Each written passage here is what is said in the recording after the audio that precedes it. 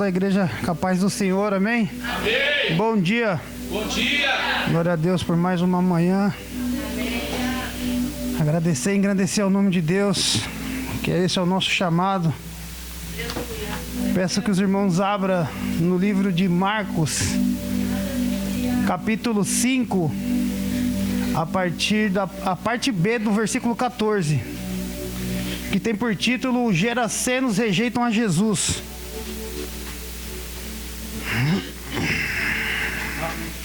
Marcos 5, 14, parte B do versículo.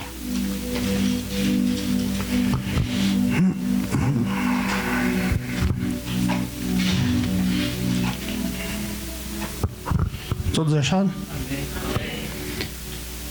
Então saiu o povo para ver o que sucederá, o que sucedera. Indo ter com Jesus, viram um endemoniado, o que tiveram a legião, assentado, vestido em perfeito juízo, e temeram. Grave essa palavra, temeram. Quem teme não vive o novo de Cristo. Os que haviam presenciado os fatos contaram-lhes o que acontecerá, e o que acontecerá ao endemoniado e acerca dos porcos. E entraram a rogar-lhe que retirassem da terra deles. Ao entrar Jesus no barco, suplicavam-lhe o que fora o endemoniado que o deixasse estar com ele. Porém Jesus não lhe permitiu, mas ordenou-lhe: vá para a tua casa, para os teus, anuncia-lhes tudo o que o Senhor te fez e como teve compaixão de ti. Então ele foi e começou a proclamar em Decápolis tudo o que Jesus lhe fizera, e todos ali se admiravam. Até aqui. Os irmãos podem tomar assento. Glória a Deus. Eu tinha uma palavra preparada e essa palavra foi ontem na oportunidade lá em Okazaki. E Deus é tão bom, porque quando Deus quer nos experimentar coisas novas, Ele faz isso. Ele me moveu até de cidade para mim compartilhar uma palavra que eu já tinha há bastante tempo comigo lá na outra cidade, para que hoje pela manhã eu venha entrar em oração e colher um alimento novo. Aleluia. Isso é uma experiência que eu tive que me deixou muito, muito feliz. Viver o novo de Deus é muito bom. E o jeito que Deus trabalha é perfeito. E aqui, irmãos, Jesus está voltando com um homem que ele tinha liberto da legião de demônios para a cidade de Gerasa. E chegando ali, eu imagino, né, e como o Felipe falou ontem, a gente pode imaginar algumas coisas aqui, porque o Espírito Santo vai ministrando na gente, que todos que estavam ali naquela cidade tinham medo daquele homem, já sabiam o perigo que ele representava. E temeram quando viram ele, mas jamais pararam para ver o que Jesus tinha feito na vida dele, o que Jesus tinha feito, acabaram de fazer na vida dele.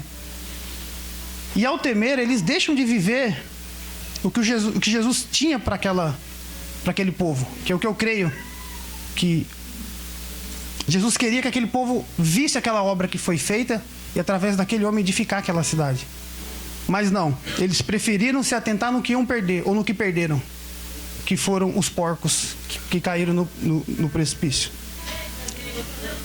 Então, irmãos, a gente tem que, trazendo para os dias de hoje, a gente tem se apegado ao quê? O que tem tirado a gente da presença do Senhor? O que a gente tem medo de perder pelo amor ao Evangelho? Recentemente, irmãos, eu perdi muitos dias de sono. Aleluia. O que me custou muita paz, me custou muita batalha de mente. Mas porque Deus me coloca para orar por pessoas, e quando eu falei isso ontem, a gente consegue ver a mudança de vida dessas pessoas. Deus nos permite ver algumas pessoas mudando as atitudes por causa muitas das nossas orações da igreja. E o pastor testemunhou aqui semana passada e ontem novamente sobre pessoas que foram alcançadas através de orações. E nós não podemos ter medo da represália do inimigo. Pelo contrário, por isso que eu sempre vou pregar que a gente tem que ser muito bem decidido naquilo que a gente quer. Se Deus muda a nossa vida e nos dá prioridade, nos coloca cicatrizes, que nos dá... Como é que é a palavra que fala? Não é prioridade, nos dá sabedoria para passar adiante aquilo que foi feito nas nossas vidas. Então nós temos direito de fala sobre o que passamos.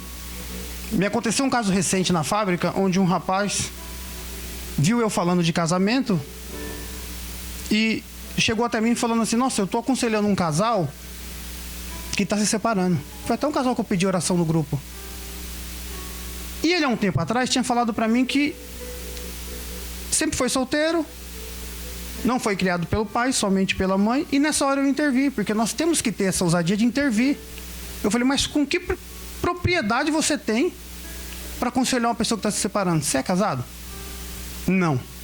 Então, assim, é uma pessoa que não tem marcas, está cometendo um erro, e muitas das vezes nós ali, como fruto do Espírito, temos que colocar aquela pessoa à luz, que eu estava falando ontem.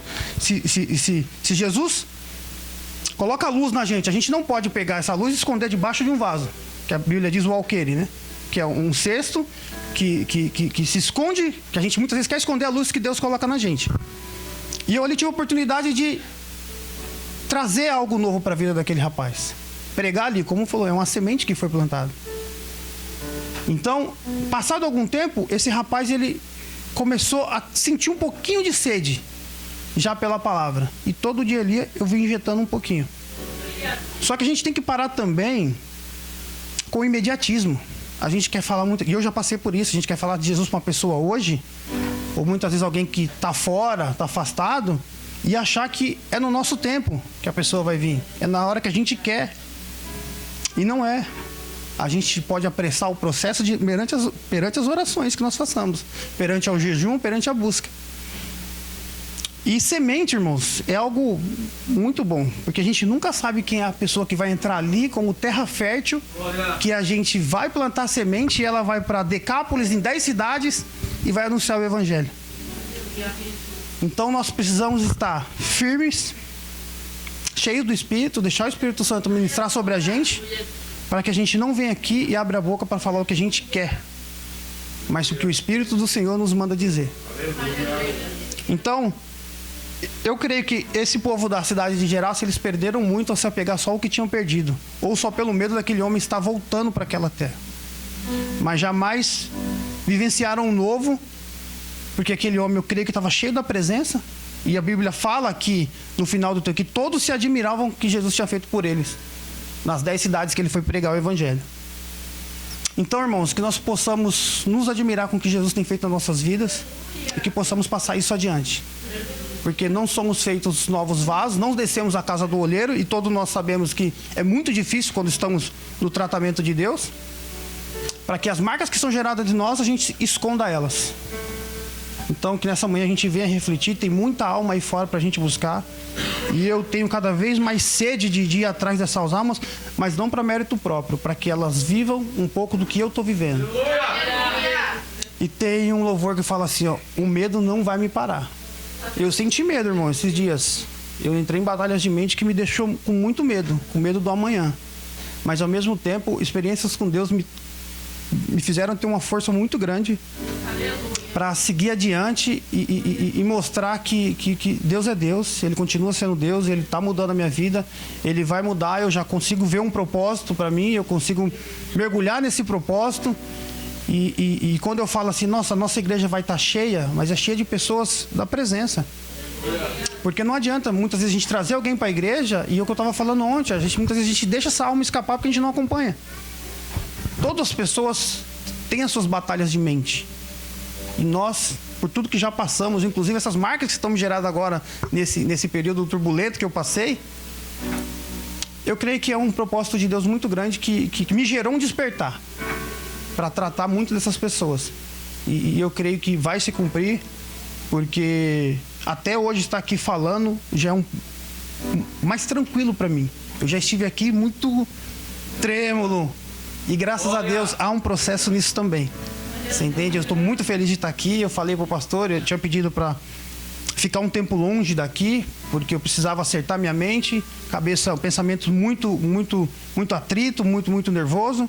E graças a Deus, como foi orado aqui por mim, com muita força, com muita fé. Então, uma coisa que é muito linda é quando Deus nos permite a ter fé. Permite a enxergar além da dificuldade. Isso é o que está acontecendo mais lindo na minha vida agora. E ainda tem batalhas travadas, mas eu já declarei que esse ano é o ano é o melhor ano que eu vou ver espiritualmente. Porque eu entendi que eu não vou buscar parte financeira, eu não vou buscar por conquistas, porque a palavra diz que buscar primeiro o reino dos céus. Então meu foco agora é esse, é buscar primeiro o reino dos céus. E juntamente com o meu crescimento, irmãos, eu vou falar como é lindo ver Deus trabalhar dentro dessa igreja. Como é lindo você ver pessoas que chegaram aqui. Eu lembro de pessoas que chegaram aqui por um culto, pessoas que começaram do nada e hoje estão com o ministério. Irmãos, eu vou falar o que minha filha falou para mim esse tempo atrás, quando eu chamei ela para ir no mercado. Ela falou assim: pai, hoje é dia de oração.